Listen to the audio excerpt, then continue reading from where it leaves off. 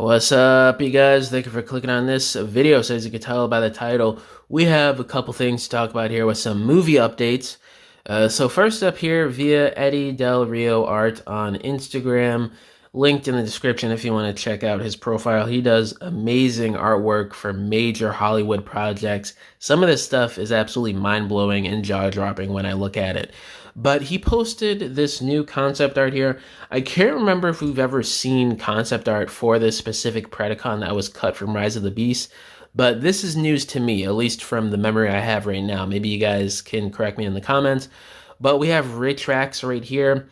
He was in the original Beast Wars lineup, and this is pretty cool. I do like this design.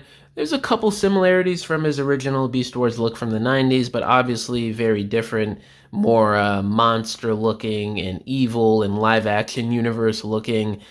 I wouldn't mind if some company just randomly made third-party figures of all these cut Predacon characters, because that would be absolutely peak. All these designs are so insane, freaky, and amazing.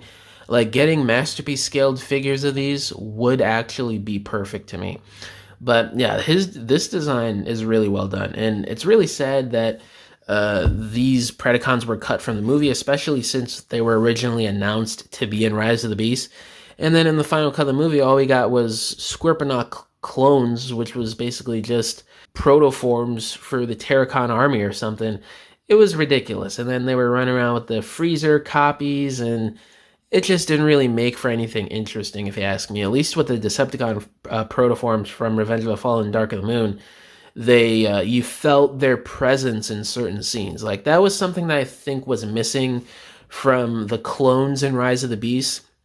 You didn't feel their power or their presence at all.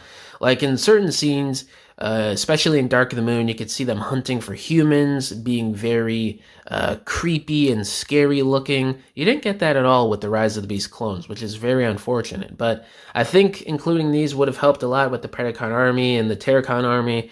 So yeah, I think that was a really bad move. But this RETRAX design looks really sick.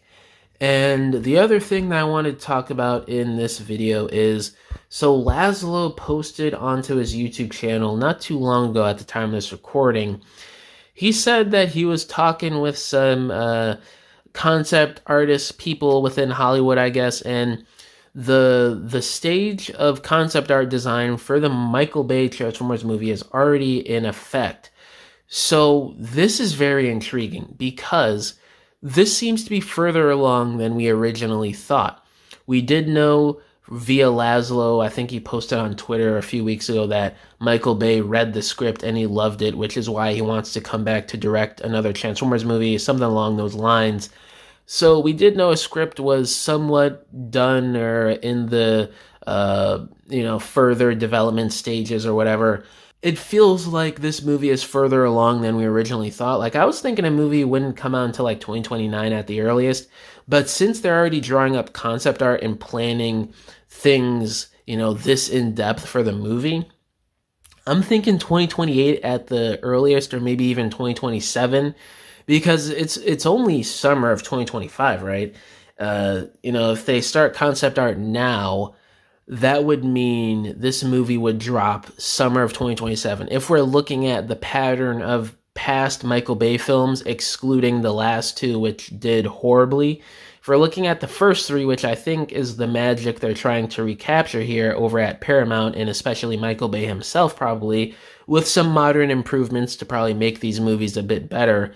It was a 2-year turnaround with concept art compared to the movie's release. Sometimes even less if we're looking at the dates of those concept arts back then, I think.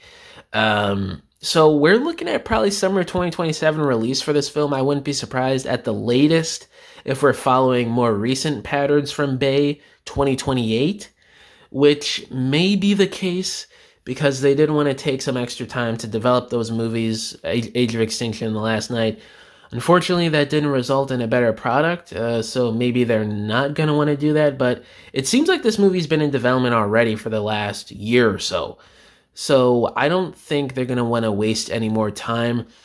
I'm going to bet this movie drops summer 2027. We start to get more news about it later on this year. We start to get filming stuff at some point next year, probably in the late spring, early summer, like what used to happen with the previous Bay films, and then it drops summer of 27.